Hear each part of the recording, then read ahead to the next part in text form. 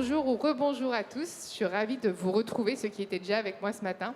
On parlait de développement durable, de transition écologique et énergétique des entreprises.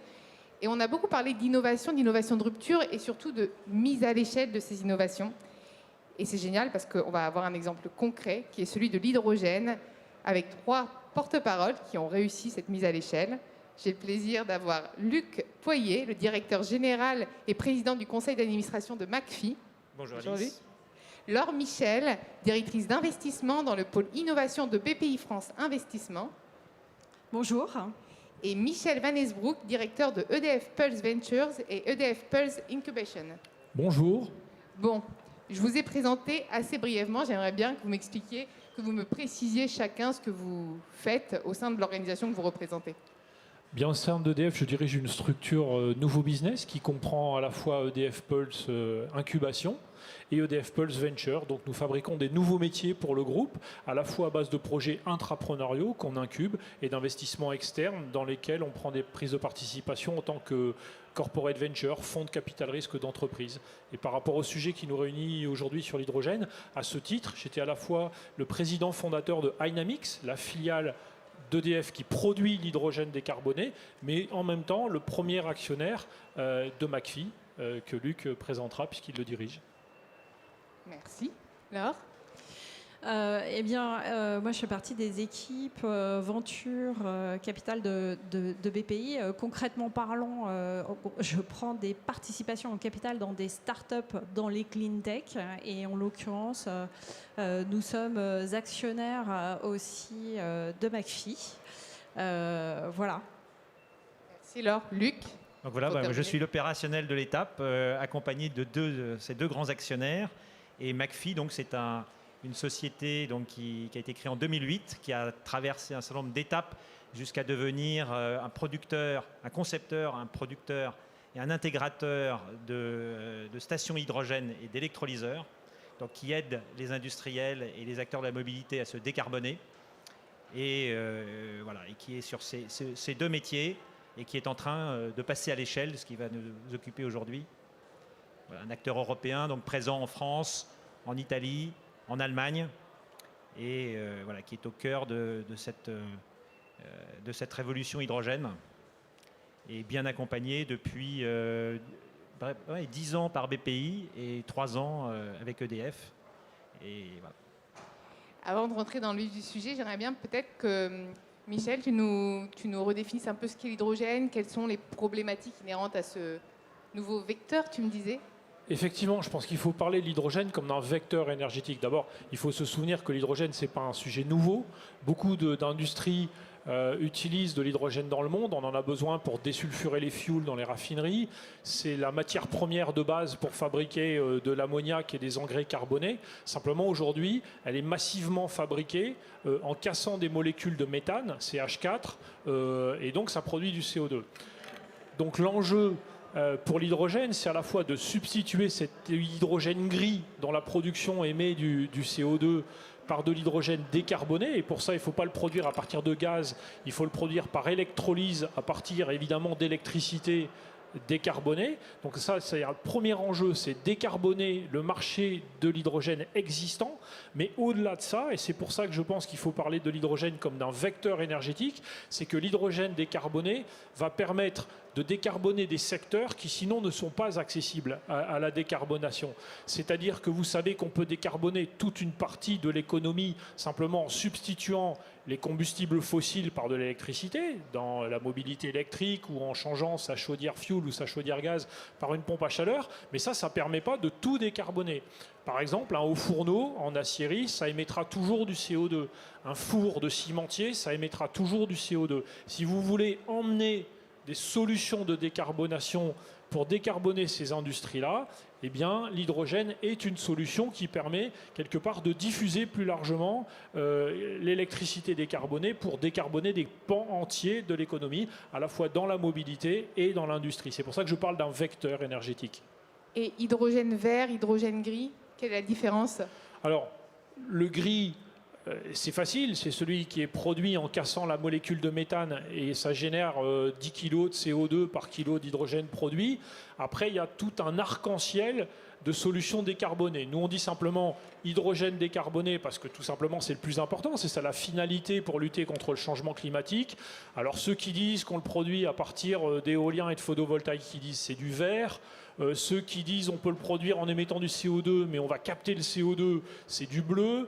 Nous, on dit simplement, en France, on produit massivement de l'électricité décarbonée avec le nucléaire, l'hydraulique, l'éolien, le photovoltaïque. Quasiment la totalité de l'électricité qui circule en France sur le réseau est décarbonée grâce à ce mix de production décarbonée complémentaire. Donc en France, c'est très simple. Il suffit d'installer un électrolyseur McPhy sur le réseau et on produit de l'hydrogène décarboné. Luc, est-ce que tu aurais envie d'ajouter quelque chose ? Oui, pour mesurer l'enjeu que ça représente, de ce qu'a dit Michel, donc décarboner l'hydrogène produit aujourd'hui par des moyens fossiles, ça représente à peu près autant que les émissions d'un pays comme l'Allemagne. Ça, c'est juste pour ce process industriel-là. Et ce qu'a dit Michel, c'est qu'à cette décarbonation initiale, on est en train d'ajouter la décarbonation d'autres secteurs industriels lorsqu'ils ne peuvent pas passer à l'électricité, parce que trop modeste, Michel n'a pas voulu parler d'électricité, mais c'est l'autre moyen de décarboner. Mais quand le processus industriel, on ne peut pas passer du charbon ou du pétrole à l'électricité, on peut passer à l'hydrogène. Et on se rend compte, par exemple, qu'effectivement, dans la sidérurgie, mais aussi dans les cimenteries, dans le raffinage, dans la chimie, l'hydrogène vient aider à décarboner. Quand même, et donc là, c'est des enjeux, c'est 15% à l'horizon 2050 de toute la consommation d'énergie qui pourrait se faire sur la base de ce vecteur. Ce qui est énorme quand on voit la chaîne. Dans l'énergie, on n'est pas dans le digital. Il faut des années, voire des décennies pour transformer le système. Donc si on veut arriver à ce zéro carbone 2050, il faut aujourd'hui transformer le système de façon massive, et c'est tout l'enjeu. C'est pour ça qu'il faut que des startups, pour aussi dire, on est dans un monde de startups, il faut que les startups soient accompagnées par des grands groupes. D'où l'accompagnement. D'où l'accompagnement, qui est naturel et indispensable. Et Laure, c'est aussi peut-être pour ça que tu as choisi de rejoindre le projet. Tout à fait, absolument. Effectivement, enfin, on le voit bien aujourd'hui, il y a une demande considérable de la part du citoyen pour trouver des solutions sustainable pour vivre, et en particulier donc tout ce qui est énergie, transport, chimie, etc. Et je confirme, l'hydrogène est clairement une voie d'avenir pour le faire. Donc vous avez identifié la solution. Maintenant, ce qui va être intéressant, je pense, c'est de savoir comment vous fonctionnez ensemble, pour peut-être inspirer des personnes qui essayent de mettre à l'échelle des solutions. Comment ça s'est manifesté, enfin, comment ça s'est concrétisé entre vous? Ça fait bizarre de dire ça. Comment avez-vous concrétisé? Moi, je peux peut-être donner le point de vue de l'investisseur stratégique qui, traditionnellement, puisqu'on est là pour parler de passage à l'échelle, généralement, une start-up, elle a un cycle de vie. Il y a des fondateurs, il y a des gens qui prennent le risque de l'amorçage technologique et qui mettent les premiers millions d'euros et qui prennent tout le risque. Et puis à mesure qu'il faut ajouter du capital et que le projet se dérisque, il y a des investisseurs de plus en plus massifs et stratégiques qui interviennent. Et par rapport à ça, à tout seigneur, tout honneur, j'ai dit qu'on était le premier actionnaire de McPhy. On l'est en termes de pourcentage au capital, mais on ne l'était pas historiquement, puisque Laure est entrée au capital de McPhy, a pris le risque du projet beaucoup plus tôt que nous. Donc moi, ce dont je peux témoigner, c'est que dans l'histoire de l'hydrogène chez EDF, au fond, pourquoi McPhy? Donc nous, on a dit, voilà, on pense qu'il va y avoir une vague hydrogène, c'est-à-dire que de sujets de R&D et de technologues, ça va devenir un sujet de société, un sujet industriel, tout simplement parce que les politiques, les clients, les industriels vont prendre conscience de tout ce qu'a expliqué Luc et vont faire le pari. En se souvenant, bien entendu, que c'est une histoire de poule et l'œuf, c'est-à-dire, c'est pas parce que par miracle, le coût des électrolyseurs baisse qu'on se met à tous investir dessus. C'est parce qu'à un moment donné, il y a une espèce de mayonnaise qui prend les clients, les industriels, les investisseurs, les politiques, qu'à un moment donné, le pari attentiste devient un pari de se mettre en mouvement et de prendre le risque tous ensemble. Donc ce qu'a dit EDF, c'est de sujet de R&D, c'est en train de devenir un sujet industriel. Nous, on veut participer au mouvement de l'hydrogène, non pas dans 10 ans avec la technologie du futur, mais avec une technologie mature d'aujourd'hui. Mais on veut se construire un avantage concurrentiel, donc on va choisir le plus avancé de la technologie mature. Et c'est comme ça qu'on a choisi McPhy. On a fait un tour d'Europe des fabricants d'électrolyseurs pour choisir la meilleure technologie. On ne voulait pas les technologies dont les gens parlent pour dans 10-15 ans, on voulait celles qui fonctionnaient aujourd'hui, mais par contre celles qui avaient l'air d'avoir pris les risques d'innovation. Et encore une fois, grâce, on soit rendu à McPhy et à BPI qui avaient accompagné depuis le début. Et on a choisi ceux qui nous paraissaient être les meilleurs des matures. Et après, bien entendu, mais ça va être notre sujet aujourd'hui, la question c'est comment on passe de petit à grand. Mais la prise de risque initiale, c'est d'abord de faire le pari que le sujet va sortir du labo pour devenir un très gros sujet industriel. Et alors, comment on passe de petit à grand? Et d'abord, il y a cette chose-là, d'abord il faut y croire tous ensemble. Il faut mesurer que pour décarboner des bus, comme on va le faire, Hynamix, la filiale d'EDF, inaugure un électrolyseur McPhy à Auxerre la semaine prochaine. Donc on va convertir des bus et des bennes à ordures de la ville d'Auxerre à l'hydrogène.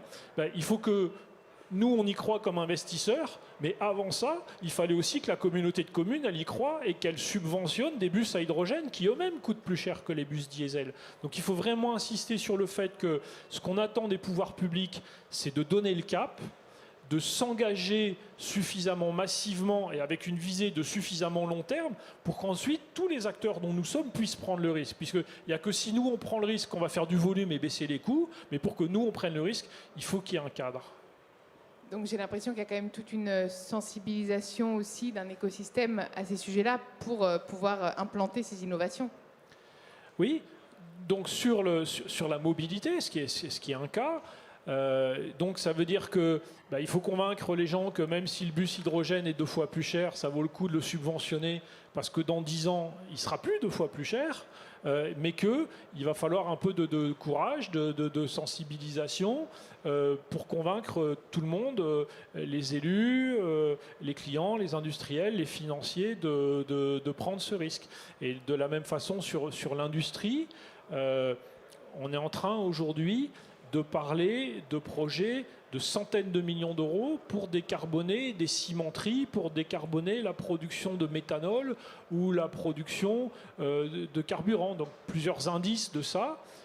Quand Bruno Le Maire parle de décarboner le transport aérien, on pense que c'est tout à fait possible, que peut-être à horizon 15 ans, 20 ans, ce sera avec des avions à hydrogène, mais on peut penser qu'avant les avions à hydrogène, on pourra déjà fabriquer du kérosène de synthèse qui sera décarboné, là aussi, grâce à de l'hydrogène. Donc c'est une succession de paris industriels qui doivent quand même être éclairés par la décision politique. Je pense que cette articulation du politique et de l'industriel est très importante. Et pour vous donner 2 chiffres là-dessus, le plan Hulot, c'était 100 millions d'euros. Et ça avait déjà été considéré comme une aubaine probablement par Laure et par Luc qui ramaient déjà sur le sujet depuis un moment. Mais dans le plan de relance de la France, c'est 7 milliards l'hydrogène, et dans le plan de relance de l'Allemagne, c'est 9 milliards. Donc vous voyez, quand on passe de 100 millions à 7 milliards, on peut passer de projets mobilité en millions d'euros à des projets méga industriels en milliards d'euros. C'est ça que ça change. Luc, du coup, j'aimerais bien savoir, il me parle de ramer. Tu peux un peu m'éclairer sur ta pagaie? Non, mais comment tu as réussi à convaincre finalement tous ces investisseurs de te suivre? C'est intéressant. Non, mais ils ont fait le homework tout seuls. Non, ils étaient self-sufficient là-dessus. Non, la clé, c'est de construire ces partenariats de long terme avec ses actionnaires, avec les autres parties prenantes, dans une logique de bonne compréhension mutuelle, que toutes les solutions technologiques n'existent pas aujourd'hui forcément sur tout. Par exemple, le jour où on ne décrète pas comme ça de passer à l'avion hydrogène. On peut l'accélérer de 10 ans, mais il va falloir attendre, il va falloir des tests, il faut des pilotes. Il faut ce qu'on appelle le TR. On monte progressivement dans la maturité de la technologie. Donc ça, il faut que l'industriel sache l'expliquer. Il faut que le client, par exemple une collectivité locale, elle le reçoive. Il faut ensuite avoir de l'imagination ensemble. Citer Auxerre ou Dijon, Strasbourg, c'est des endroits où il y a des acteurs locaux qui réfléchissent en termes d'économie circulaire et qui voient que si on a par exemple un incinérateur à déchets, l'électricité qu'il produit, elle peut entrer dans un électrolyseur. Cet électrolyseur, il peut approvisionner des bennes à ordures. Donc on a le cycle complet du déchet qui peut être décarboné par l'hydrogène. Et là, je vais ajouter des bus, et là, je peux même ajouter peut-être des taxis. Et donc là, je vais avoir des modèles économiques qui fonctionnent. Mais on voit que ces partenariats, il faut aller loin. Et il faut subventionner. Alors les subventions, 7 milliards, c'est beaucoup. 9 milliards, c'est beaucoup en Allemagne. Mais les subventions renouvelables, c'est en Allemagne 25 milliards par an. Donc là, c'est one shot 9 milliards. Honnêtement, je pense que ça suffira. Enfin, les montants qui sont en jeu ne sont, à mon avis, qu'un début. Il y a eu les 100 millions de Hulot, 7 milliards. Après, si on veut vraiment décarboner toute l'économie, il va falloir y mettre encore plus pour être compétitif. Voilà. Mais encore une fois, pour moi, le fondamental, c'est bien ces partenariats entre grandes entreprises, petites entreprises, financeurs et start-up. Laure, tu as été qualifiée d'audacieuse par Michel. Comment tu as repéré aussi ce projet? Pourquoi tu as décidé d'investir dans ce projet? Alors, chez BPI et en particulier dans notre équipe de Capital Venture, un des points vraiment importants, c'est d'avoir des projets qui sont visionnaires. C'est-à-dire, on n'investit pas en seed quand ça devient un sujet d'actualité. C'est trop tard. Il y a déjà des gens qui sont là, qui ont pris la place, et c'est beaucoup trop tard. Et c'est toute la difficulté, c'est de pouvoir anticiper les besoins du marché, les évolutions du marché, d'essayer de comprendre ce qui va changer la donne sur le marché, et pour pouvoir se positionner dessus et comprendre en quoi la nouveauté, l'innovation qu'on vient nous présenter, effectivement, c'est une vague de fond, c'est un tsunami qui va pouvoir s'implanter. Alors, ça demande un peu de travail quand même, modestement. On fait des études, etc. Mais ça demande aussi de rencontrer énormément de personnes, parce que on n'est pas des tâchons. Ça demande du temps pour que les gens, faut arriver à les mettre en confiance pour que les gens vous racontent vraiment leurs problématiques, ce qui n'est pas naturel comme ça au premier abord. Et puis après, une fois qu'on a trouvé nos petites pépites, il faut les faire grandir. C'est tout aussi compliqué. Parce que effectivement, on en a parlé, Michel en a parlé, il y a un problème de maturité, parfois de maturité du marché, et ça, on peut faire ce qu'on veut. On peut pas aller plus vite que la musique, mais et donc il faut être patient. Après, en fonction du secteur d'activité, on parle ici, c'est l'hydrogène qui est à l'honneur, mais en fait, c'est valable pour toutes les startups. Il y en a beaucoup qui viennent me voir en me disant « Oh là là, est-ce qu'il y a un ingrédient secret à la potion magique ?» La réponse est oui. Oui. Prendre des notes là pour parce que, on a du mal à. Un scale-up, c'est quelque chose qui se fait sur mesure. C'est-à-dire qu'on s'adresse à un marché qui a ses spécificités, avec une technologie qui a ses spécificités. Et de toute manière, ce qui est valable pour la société A n'est pas valable pour la société B. À une seule exception, c'est qu'en fait, derrière un scale-up, il y a l'humain. Et on l'oublie parfois. Mais en fait, ce qui est important, c'est de réunir une intelligence collective à l'intérieur de la société. Il faut avoir des hommes qui sont à la fois expérimentés et vraiment bons pour que ça marche. Et je pense que quand on a ça, on a peu de probabilité d'échouer. Et j'imagine en plus qu'on peut faire évoluer aussi la start-up que l'on accompagne en fonction des problématiques actuelles. Par exemple, McPhee, est-ce que tu as... Luc, désolé. Oui, non, Luc, tu as dû peut-être faire évoluer aussi les solutions que tu proposais. Oui, on a même, je n'aime pas le terme, mais on a pivoté, c'est ça? On n'a pas hésité à pivoter de façon assez vigoureuse, puisqu'on était au début Alors, McPhy, c'est des hydrures de magnésium qui ensuite sont devenus des électrolyseurs. Donc les premières années, on était parti sur des idées du CEA et du CNRS pour stocker de façon solide de l'hydrogène. Et le marché n'était pas mature et effectivement, il a fallu se demander quand il le serait. Et c'était un horizon. On a bien fait, le fondateur Pascal Mauberger a été visionnaire à ce moment-là et il a acquis 2 sociétés, une petite société italienne qui faisait des micro-électrolyseurs pour la joaillerie et une société allemande qui faisait des électrolyseurs géants. Voilà, les plus gros, les plus petits. Et il a réuni les deux et il en a fait année par année McPhy jusqu'à l'essor que la société a prise ces 2 dernières années. Donc effectivement, le mot travail a été prononcé. C'est beaucoup, beaucoup de travail des équipes de McPhy, beaucoup de patience. Et c'est même un travail acharné pour y arriver. Il ne faut pas se leurrer. Et c'est pour acquérir cette intelligence collective aussi qu'on a besoin de s'entourer au maximum d'acteurs du marché, comme c'est le cas pour EDF, pour McPhy, d'experts. Je pense que, notamment au sein du board de McPhy, on a la chance d'avoir une palette de personnes qui connaissent très très très bien le sujet de l'hydrogène et qui permettent d'appréhender donc toute la chaîne de valeur pour savoir exactement quelle solution pertinente apporter aux clients et comment la valoriser. C'est vraiment fondamental. Peut-être pour compléter et appuyer ce que vient de dire Laure du point de vue de l'investisseur industriel stratégique, qui a justement le point de vue peut-être complémentaire de l'investisseur financier qui est la BPI.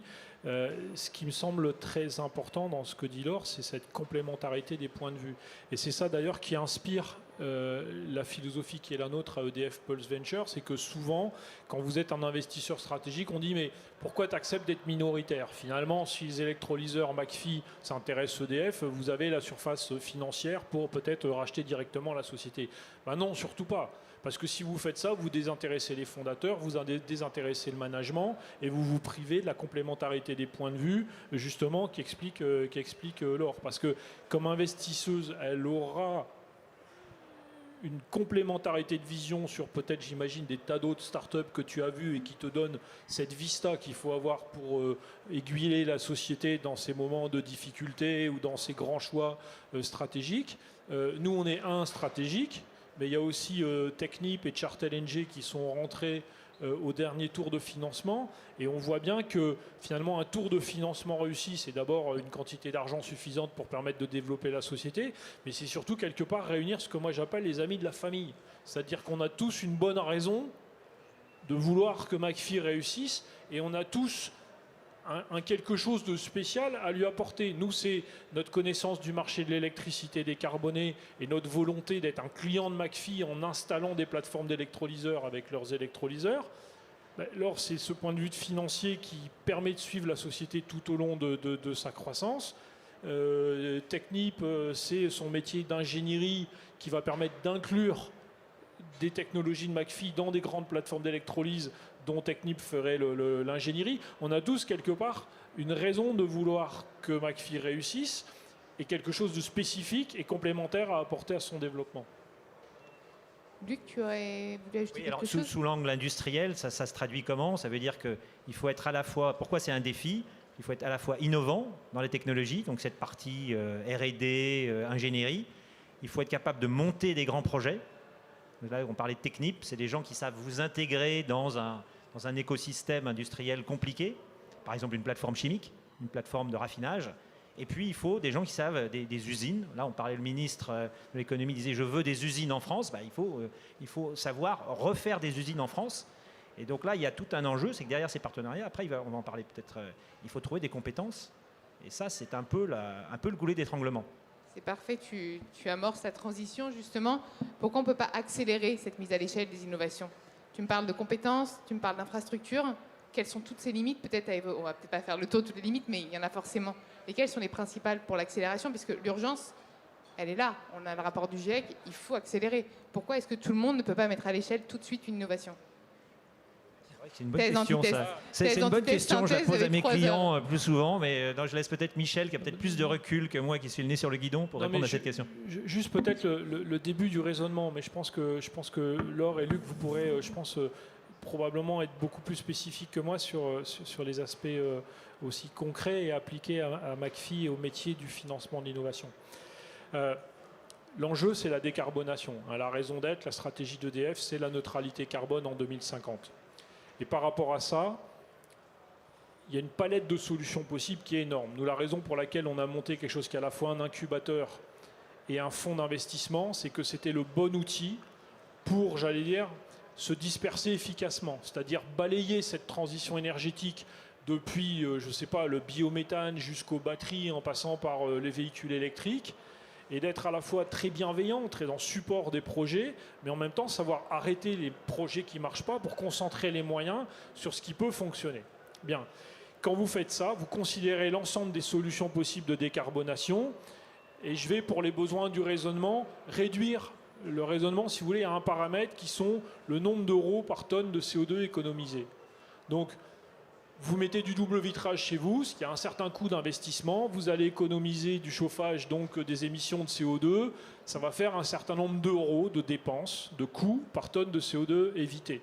Vous payez un bus hydrogène 2 fois plus cher qu'un bus diesel, mais ce bus hydrogène n'émettra pas de CO2. Donc vous pouvez rapporter quelque part le CO2 économisé du diesel au coût du bus, et vous avez de la même façon des euros par tonne de CO2 évité. Bon, si vous acceptez ce raisonnement un peu simplificateur, il faut être conscient de l'énormité des investissements. McKinsey dit 1000 milliards d'euros par an dans les 30 ans qui viennent. 2, pour comprendre l'effet macroéconomique de ça, il faut être beaucoup plus compétent en économie que ce que je suis. Il y aura un effet d'innovation qui va créer du PIB, de l'accroissement de productivité, c'est vrai, mais il y a aussi potentiellement le risque d'un effet récessif. Et on le voit bien avec les gilets jaunes qui disent, nous, entre la fin du mois et la fin du monde, eh ben, je suis désolé, mais on ne veut pas payer la taxe carbone. Donc ça veut dire qu'il y a un énorme enjeu de savoir comment vous allez accepter globalement la société, les consommateurs B2C, les entreprises B2B, sans trop affecter la compétitivité des entreprises et le pouvoir d'achat des ménages, comment vous allez payer cette facture des euros par tonne de CO2 évité. Bon. Nous, ce qu'on pense chez EDF, c'est qu'il faut déjà essayer de faire les low-hanging fruits, et essayer de mettre en œuvre rapidement les solutions qui sont les moins loin possibles de l'équilibre économique. C'est pour ça qu'on pousse l'électricité décarbonée, parce que c'est une solution dont on dispose déjà, et changer sa chaudière fuel pour une pompe à chaleur, c'est un truc qu'on peut faire aujourd'hui, et avec un coût de décarbonation, un temps de retour sur investissement, si vous voulez, en termes de décarbonation, qui est intéressant. Bon. Maintenant, quand vous regardez la hiérarchie des solutions, eh bien, il faut être conscient du fait que remplacer de l'hydrogène gris par de l'hydrogène vert, c'est 300 € la tonne de CO2 évité. Donc si vous multipliez par 900 000 tonnes d'hydrogène en France chaque année, bah, vous avez la facture. Donc la question, c'est pas est-ce qu'il faut le faire? Oui, il faut le faire. Et Luc a dit à quel point l'hydrogène était un énorme sujet, parce que ça va peser, tu disais, 15% du sujet décarbonation. Donc la question, c'est pas est-ce que notre société, elle peut payer ces 300 € par tonne de CO2 évité. Il me semble que c'est politiquement à quelle vitesse on arrivera à se convaincre qu'il faut les payer.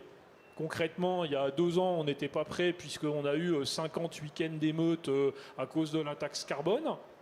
Maintenant, si on n'accepte pas collectivement de les payer, on ne décarbonera pas la planète.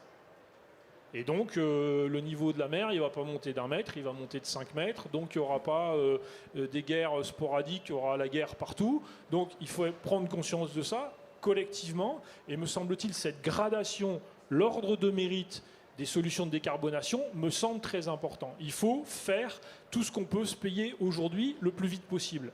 Et c'est encore plus compliqué que ce que j'explique là. C'est qu'en fait, il faut toujours revenir à ce problème de poule et l'œuf. C'est-à-dire que si on commence à faire le pari, alors il va marcher parce qu'on va faire du volume et baisser les coûts. Hein, vous vous souvenez peut-être que quand l'État a lancé les premiers appels d'offres pour l'éolien en mer, c'était 180 € le mégawattheure. Et tout le monde a hurlé que c'était un gaspillage d'argent public. Le dernier parc qu'a gagné EDF à Dunkerque, l'éolien en mer, c'est 45 € par mégawattheure. Donc on a divisé par 4 le coût de l'éolien offshore en moins de 10 ans. Donc voilà, il y a cette notion de pari qui est fondamentalement un pari sociétal et politique, et dont nous, industriels et financiers, ne pouvons être que les outils. Donc notre métier, me semble-t-il, c'est de proposer les solutions et d'être prêt à les mettre en œuvre en prenant des degrés de risque très élevés dans le cas de ce qu'a fait l'or au tout début, moins élevés dans le cas de ce que nous on a fait. Je ne vais pas dire qu'on a volé au secours de la victoire, mais le projet était déjà dérisqué grâce à ceux qui étaient passés avant nous. Mais par contre, on a pris notre part de risque aussi. On a investi dans McPhy quand ça valait 5 €. Aujourd'hui que ça vaut 15, on est très content, mais quand c'est passé par 3,5, on m'a posé des questions.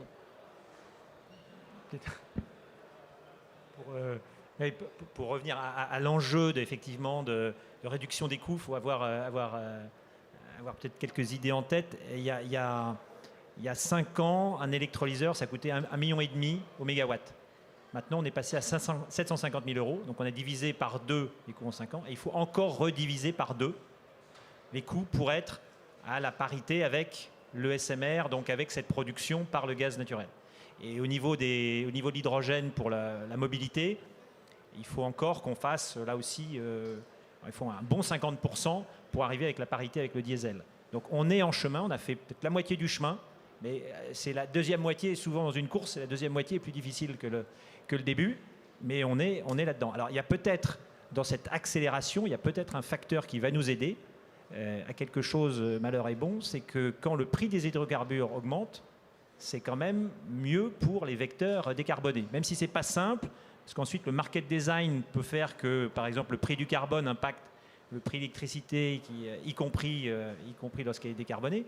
Mais quand même, je pense qu'on va voir des acteurs, des clients, et on sent, ils s'interrogent. Quand le prix du gaz fait x4 en un an, l'hydrogène, c'est cher, mais c'est sûr.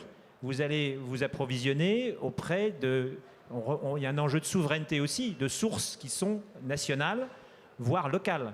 Et ça, vous le maîtrisez. Vous savez quel va être votre prix dans 1 an, dans 2 ans, dans 3 ans, dans 10 ans. Ça, c'est majeur. Et ça, voilà, la chaîne électrolyse, on a un exemple, par exemple. On vient d'annoncer la semaine dernière un grand projet de 16 MW, le plus grand au monde, en Guyane, qui s'appelle CEOG. C'est une chaîne intégrée depuis 55 MW de photovoltaïque, électrolyseur, stockage, pile à combustible, consommation. Donc là, bon, c'est pas réplicable partout, mais c'est quand même un modèle. Ça montre qu'on commence à faire ces écosystèmes. Mais il faut que ça accélère, ça c'est clair. Laure, c'est un petit mot aussi. Je crois que Luc va me détester. Je crois que Luc va me détester. Les limites pour faire un scale-up, je ne sais pas s'il y a des limites, il y a des difficultés. Hein. Je vous disais, on a besoin d'hommes qui soient super bons. Et oui, de femmes aussi. Et de femmes, ouais. Qui soient super bons, qui en veulent, etc. Et ça va être dur. Maintenant, moi, je suis très optimiste pour l'hydrogène. Et je pense qu'il n'y a pas de limite. C'est un peu une profession de foi quelque part, mais c'est vrai que dans le cas de McPhy, qui est quand même sur un marché qu'on pourrait dire naissant, non pas que l'hydrogène soit un marché naissant, et Michel l'a très bien dit, mais l'hydrogène vert est un marché naissant. Il n'a pas démontré son modèle économique encore. Et c'est tous les enjeux des 5 prochaines années. Mais aujourd'hui, contrairement à l'époque où nous avons investi, aujourd'hui, on sait qu'il y a un besoin. Il y a un besoin parce qu'il y a un besoin de décarboner l'économie. C'est pas une profession de foi, hein. C'est une réalité, c'est un constat extrêmement simple. Aujourd'hui, certes, les clients industriels regardent les prix et ils font bien parce que de toute manière, il n'y a rien qui est durable sans que ce soit économiquement viable. Mais on a plusieurs mouvements de fond, lames de fond qui sont en train de tirer le marché. Le premier, c'est vous. consommateurs, personnes physiques qui commençaient à avoir des exigences, même si, tout le monde évidemment n'a pas les mêmes exigences, et même si vous ne votez pas écologique, vous commencez à avoir des exigences en matière de santé et d'impact climatique. Et ça, toutes les études le montrent, et je ne pense pas qu'on reviendra en arrière. Et ça va tellement loin que nous, on le voit dans nos propres métiers de la finance, où aujourd'hui, il y a des réglementations qui sont en train d'apparaître, qui fait que les gens qui pollueront demain, et dans un délai qui, moi, je pense, est extrêmement bref, toutes les entreprises polluantes n'auront plus accès à l'argent. Donc ça va être très clair. Soit vous investissez, vous décarbonez, vous vous réinventez, soit vous disparaissez. Donc, quand on fait ce constat-là, on a besoin de nouvelles technologies, on a besoin de nouvelles sources d'hydrogène. Je ne peux pas vous dire quelle sera la taille du marché de l'hydrogène de demain, parce que je ne suis pas devin, mais je sais qu'il existera. Ça, j'ai aucun doute. Et à partir de là, donc, ce qu'on essaie de faire chez McPhy, c'est construire une stratégie intelligente pour prendre notre part du gâteau. C'est assez simple. Et voilà. Merci. Et c'est simple, mais en même temps, c'est assez parlant. Donc finalement, l'hydrogène pourrait sauver la planète, selon vous, ou du moins nous permettre de nous stabiliser. Question dérèglement. Vous y croyez forcément. Peut-être pas la sauver, mais au moins... Alors, je vais reprendre, si tu veux bien, mon raisonnement sur les euros par tonne de CO2 évité. Je pense que c'est un peu techno-économiste, mais je pense qu'en même temps, ça permet de comprendre. Si on veut aller le plus vite possible dans la décarbonation, parce qu'on sait que le réussir dans 100 ans, c'est trop tard. Le réussir, c'est le réussir avant 2050. Sinon, le permafrost aura dégelé. Il y a un certain nombre de processus dont on sait qu'ils sont à la fois non linéaires et irréversibles. Donc, il faut le faire plus tôt. Sinon, ça sert à rien. Enfin, c'est pas que ça sert à rien, mais sinon, c'est comme si on l'avait pas fait ou pas fait aussi bien. Bon. Donc, il y a une question de vitesse. Si vous voulez aller vite, sans faire un choc récessif, encore une fois, sur la compétitivité des entreprises et le pouvoir d'achat des ménages, il faut aller le plus vite possible sur les choses qu'on peut se payer. Donc, il faut, dans le domaine de l'hydrogène, lui donner le plus vite possible toute la place qu'il peut prendre en minimisant les coûts pour nos sociétés. Ça veut dire, partout où on s'aperçoit que... on peut mettre de l'hydrogène dans les trains à la place des trains diesel sur les lignes non électrifiées. Il faut le faire. Partout où on peut changer les bus, les bennes à ordures ou les flottes de véhicules pour qu'elles viennent toutes se regrouper autour des stations de distribution pour minimiser les coûts d'investissement, eh bien, il faut le faire.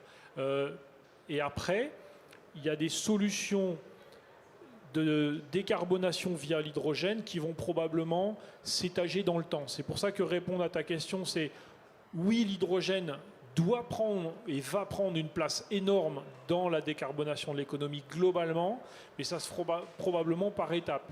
Vous prenez l'acierie, par exemple. On ne peut pas aujourd'hui produire la totalité de l'acier dans des aciéries électriques. On produit une partie dans des aciéries électriques, et si vous le faites avec de la bonne électricité nucléaire ou renouvelable, ça émet très peu de CO2. Mais il y a encore certaines tôles, pour des raisons de qualité, que vous êtes obligé de produire par des hauts fourneaux. Et un haut fourneau émet énormément de CO2, tout simplement parce que ça utilise énormément de charbon pour traiter le minerai de fer.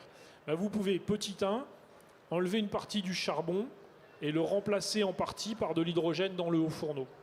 Vous allez décarboner un certain pourcentage. Vous pouvez, petit 2, récupérer le monoxyde de carbone et le dioxyde de carbone en haut du haut fourneau et les recombiner avec de l'hydrogène pour faire, par exemple, du kérosène de synthèse. Donc on n'aura pas complètement décarboné, mais on va dire qu'on va faire fonctionner les avions avec du kérosène qui aura déjà fait un tour parce qu'il aura déjà été émis dans le haut fourneau. Et petit 3, on peut arrêter les hauts fourneaux et faire ce qu'on appelle des fours à réduction directe, c'est-à-dire mettre directement dans un four le minerai de fer et le réduire, l'attaquer directement avec de l'hydrogène au lieu du charbon. Et donc vous voyez, ces 3 technologies, elles n'ont rien à voir l'une avec l'autre. Elles ont des paramètres de coûts d'investissement, de coûts technologiques, etc. assez différents. Et il faudra probablement combiner les 3 dans le temps, entre maintenant et 2050, pour pouvoir dire qu'on a fait de l'acier vert.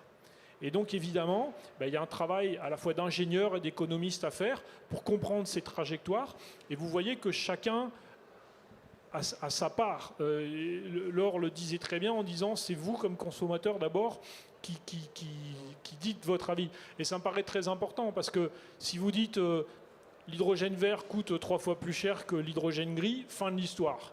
Si vous dites dans une voiture, la construire avec de l'acier vert plutôt qu'avec de l'acier gris, c'est un surcoût de 80 € sur la voiture, qui parmi nous est prêt à acheter sa voiture 80 € plus cher pour avoir la satisfaction qu'elle ait été produite avec de l'hydrogène décarboné qui aura concouru à de l'acier décarboné?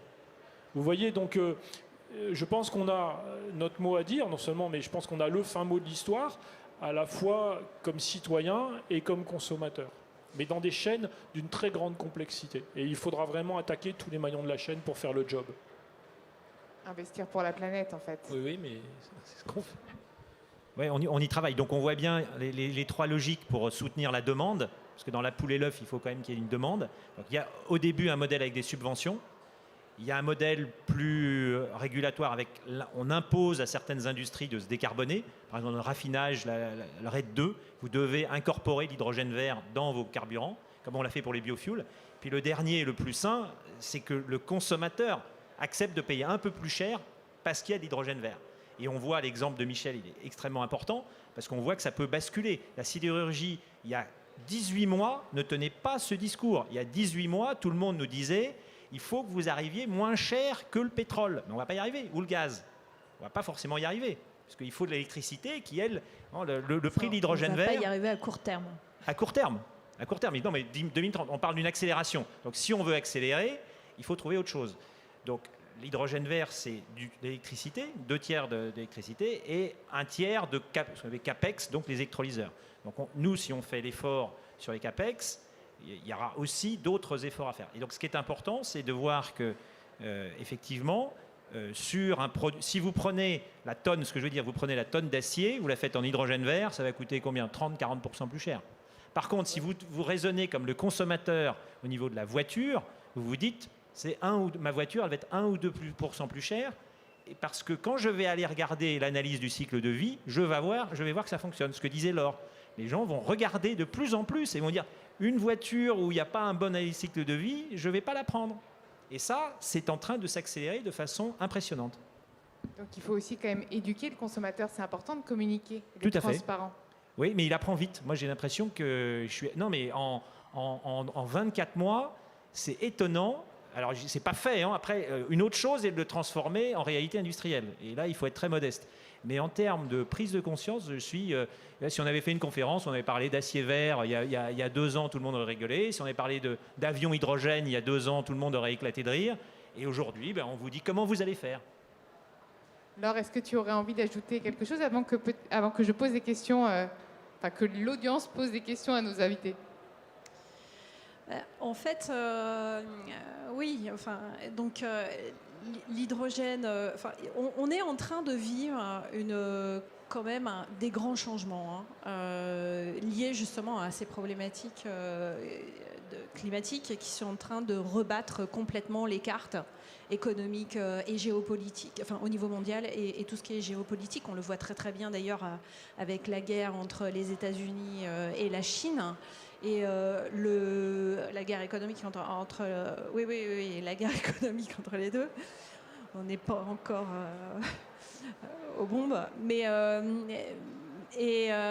fait, le vrai sujet, ça va être de savoir aussi comment on va pouvoir inscrire notre pays dans ces évolutions pour parce que de toute manière, tout l'existant va devoir évoluer, on va devoir s'adapter. Et c'est là où l'hydrogène est très intéressant dans la politique industrielle française aussi. C'est qu'on fait partie des rares pays européens où on a une chaîne intégrale de l'hydrogène. Et ça, c'est extrêmement précieux. Déjà, bon, c'est toujours un peu embêtant de parler d'eux, mais on a quand même un des leaders mondiaux de l'hydrogène qui est Air Liquide. Et c'est une bonne chose. Ça permet, pas toujours de tirer les choses, mais ça permet de faire avancer les choses. Et on a plein de petites sociétés d'acteurs qui maillent toute la chaîne en France et qui peuvent être un vecteur aussi de réindustrialisation de la société, sachant que tous ces changements climatiques vont profondément impacter nos vies, notre travail. Et donc l'hydrogène s'inscrit pleinement dans ces schémas. Donc un vrai levier de compétitivité. Un vrai levier de compétitivité. Merci. Est-ce que vous auriez des questions? Oui, alors, je crois que j'ai pas trop le droit de passer mon micro. Et je vais essayer de répéter. On va attendre.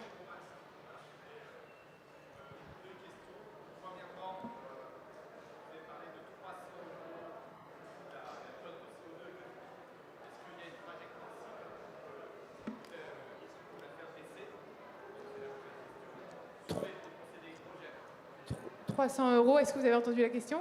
Oui.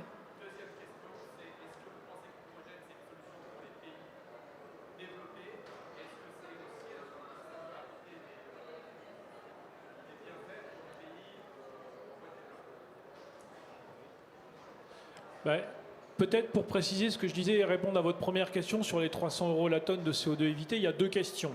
Il y a quel est le consensus des économistes sur quel coût d'abattement, c'est-à-dire combien d'euros par tonne de CO2 évité on est prêt à payer. Et ça, en gros, le consensus des économistes, c'est que pour arriver à la neutralité carbone, il faudra mettre en œuvre toutes les solutions jusqu'à 300 € la tonne de CO2 évité. Ça veut dire évidemment que si mettre du double vitrage dans votre maison, ça coûte 50 € la tonne de CO2 évité, ben, il faudra le faire avant. Mais ça ne suffira pas pour la neutralité carbone, il faudra empiler toutes les solutions jusqu'à 300 € la tonne de CO2 évité. Et évidemment, pour répondre à votre question, et c'est ce que disait Luc, si Luc travaille à diviser par 2 puis par 4 le coût de ses électrolyseurs, c'est parce que, évidemment, c'est de nature à faire baisser de 300 à 200 à 100 ces euros par tonne de CO2 évité. Mais il va falloir que les clients acceptent de payer plus cher et que les industriels baissent le 300. C'est ce double mouvement qui va permettre d'y arriver. Et votre deuxième question... Ah oui, on peut produire de l'hydrogène décarboné partout. Il faut de l'électricité décarbonée. Donc évidemment, votre question, elle est très pertinente, notamment parce qu'il y a même des pays lointains, certains déjà développés, d'autres en voie de développement, dans lesquels il y aura probablement de la production d'électricité verte qui servira principalement à exporter de l'hydrogène vers nos pays. Altmaier, le ministre allemand de l'énergie, disait clairement nous on veut décarboner, on ne veut pas de nucléaire, donc on a besoin de 100% vert. Il n'y aura jamais en Allemagne le gisement photovoltaïque et éolien pour être capable de décarboner l'économie allemande avec des énergies vertes locales. Et donc clairement il a dit on va couvrir le Sahara de panneaux solaires et avec cette électricité on va faire de l'hydrogène, on le transformera en ammoniac ou en toluène ou en je ne sais quoi et on trouvera une façon d'exporter du vent de Patagonie ou du soleil de la péninsule arabique sous forme d'ammoniac ou d'hydrogène liquide vers nos économies. Donc oui, le grand international et les pays au grand international, certains déjà développés comme l'Australie par exemple, d'autres beaucoup plus pauvres, seront probablement des gisements d'énergie verte qui seront amenés vers les pays développés sous forme d'hydrogène ou d'hydrogène transformé. L'ammoniac, ce sera une façon de transporter l'hydrogène. Et donc on risque, on va sans doute observer ce qu'on a observé avec les énergies fossiles, C'est-à-dire qu'au début, on a transporté du pétrole. Et puis ensuite, on vous expliquait il y a 15 ans que le gaz naturel était une énergie régionale, qu'il y avait des gazoducs qui allaient d'un pays à l'autre, mais que ça ne traversait pas les océans. Maintenant, le gaz naturel liquéfié fait partie de la donne et il y a des prix mondiaux du GNL. Un jour, il y aura la même chose, il y aura une circulation effectivement, est-ce que ce sera l'ammoniac, est-ce que ce sera du gaz naturel, de l'hydrogène liquéfié. Il y a plusieurs, ou ce qu'on appelle les LOHC, il y a plusieurs vecteurs possibles, mais on en prend le chemin avec un enjeu géopolitique. Alors la façon positive de voir les choses, c'est de se dire il y a du soleil plutôt dans les pays du Sud, et donc le photovoltaïque va bénéficier à ces pays, ça va leur faire des ressources, et peut-être de façon plus équitable que les ressources fossiles. Donc ça, c'est extrêmement positif. Par contre, il y a un vrai enjeu de stabilité géopolitique, de maintien de ces flux, parce que c'est des flux qui vont demander des investissements très lourds, et donc les investisseurs vont demander de la sécurité, il faut se dire les choses, dans les pays d'investissement. Et donc ça va être une vraie discussion, et de même qu'il y a une géopolitique du pétrole, il y a une géopolitique du gaz, il y aura un jour une géopolitique de l'hydrogène.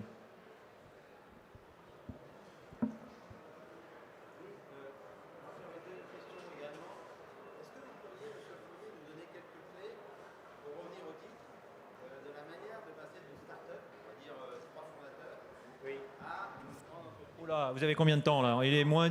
Oui. Oui. Oui. Alors. Oui. Oui. Alors.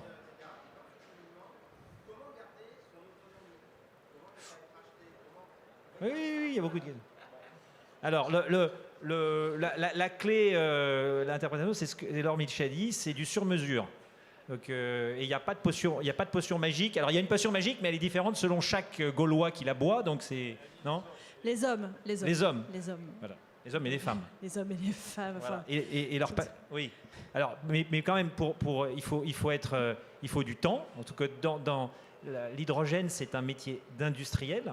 Et donc, ça ne se fait pas sur un claquement de doigts. Il y a des gens qui peuvent aller vite. Donc, il faut accepter du temps. Donc, de 2008 à 2021, c'est quand même assez long pour un processus industriel.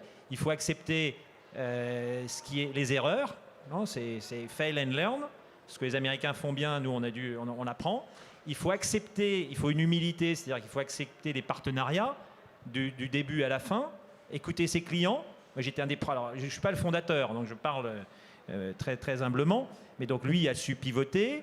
Moi, j'étais un des premiers administrateurs, j'étais un des premiers clients de McPhy. J'ai acheté un des premiers dispositifs pour une centrale électrique, justement de ces dispositifs de stockage.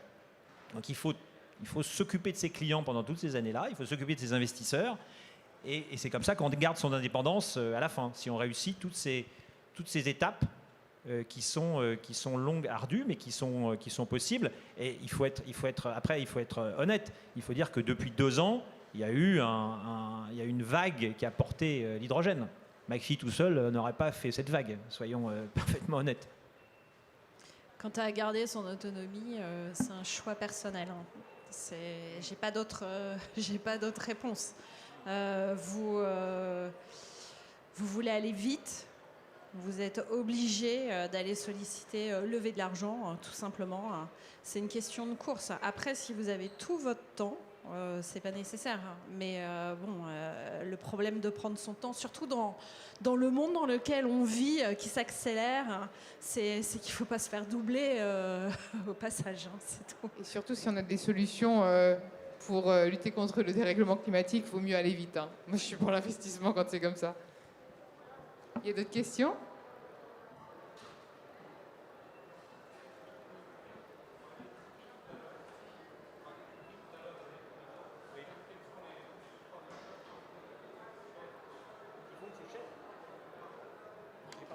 Pourquoi est-ce que c'est plus cher, en fait? C'est ça?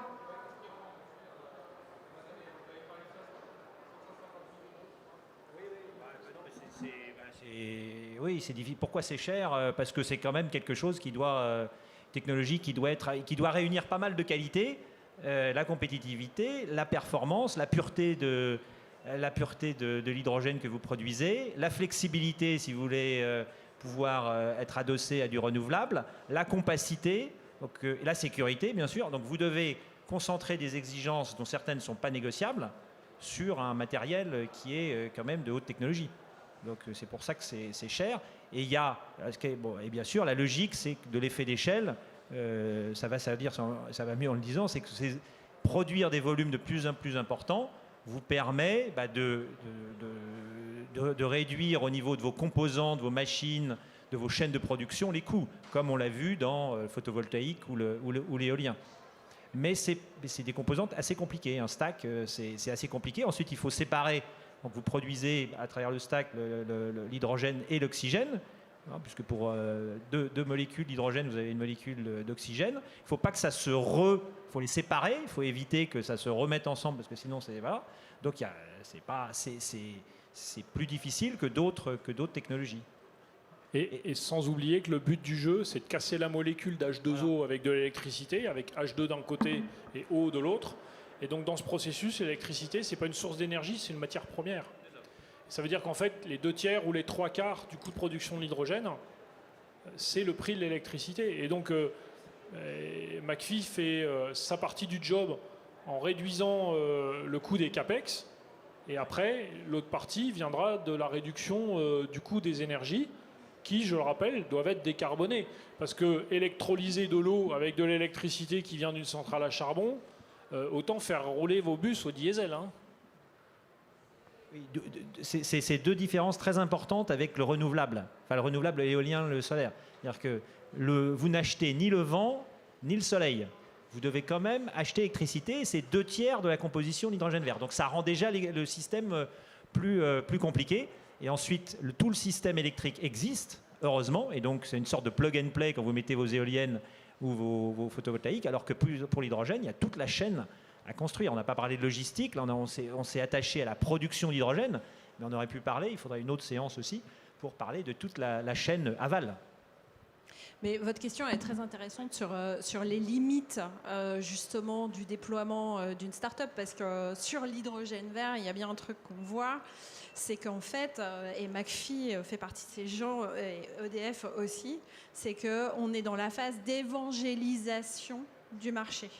C'est-à-dire que votre question, tout le monde nous la pose, pour être clair.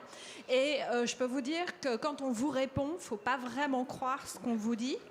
Parce que, grosso modo, évidemment, on est dans un environnement concurrentiel, McPhy n'est pas seul, et chacun parle de prix, mais sans vous expliquer ce qu'il y a derrière. Et aujourd'hui, derrière les CAPEX, on parle beaucoup de l'électrolyseur, parce qu'on parle d'électrolyse de l'eau.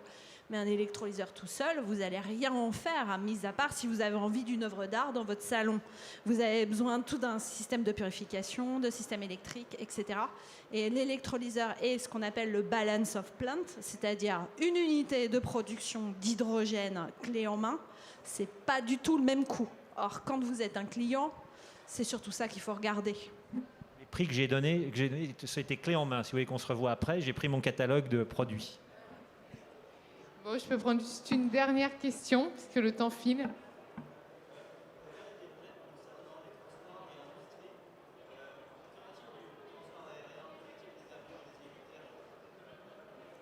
Je vous ai donné quelque chose qui est un sentiment personnel, mais je pense que c'est très utile que vous ayez aussi le point de vue de Laure et de Luc. Moi, je pense que dans une trajectoire de décarbonation du transport aérien, là encore, il y aura deux phases. Je pense que la chose la plus simple à faire, c'est de produire du kérosène de synthèse, c'est-à-dire de fabriquer le kérosène qui est un hydrocarbure avec du CO2 qui va fournir le C et puis de l'hydrogène, et de recombiner tout ça pour faire des chaînes d'hydrocarbures qui faire du kérosène. Alors, c'est de la décarbonation, il faut voir dans quel sens. C'est-à-dire qu'en fait, l'avion ou l'hélicoptère va réémettre, en fonctionnant, du CO2 dans l'atmosphère, mais c'est du CO2 qu'on aura peut-être capté sur un haut fourneau d'un acériste ou sur le four d'un cimentier. Donc c'est le même CO2 qui aura fait 2 tours. Donc vous ne pouvez pas plaider que vous êtes neutre en carbone. Vous pouvez plaider que vous diminuez l'intensité carbone de l'économie, puisqu'avec les mêmes tonnes de CO2, vous avez réussi à faire du ciment et du kérosène. Et après, à plus long terme, peut-être qu'un jour, Safran fera des moteurs à hydrogène, Airbus fera des réservoirs d'hydrogène dans les ailes des avions, et à ce moment-là, on aura vraiment des avions à l'hydrogène. Mais on n'aura pas attendu Michel pour vendre des électrolyseurs à l'aviation, parce qu'on va commencer par le début, c'est-à-dire on va décarboner les aéroports. Donc ça, c'est la première chose, que les chariots élévateurs et tous les autres véhicules en aéroport fonctionnent à l'hydrogène. C'est parfait pour ça. Et ça permet de faire ces écosystèmes dont on a parlé, un peu comme les bennes à ordures, pour greffer d'autres mobilités hydrogène autour. On a dépassé le temps. Merci, mesdames et messieurs. Merci à vous. Et je vous libère. Merci. Merci.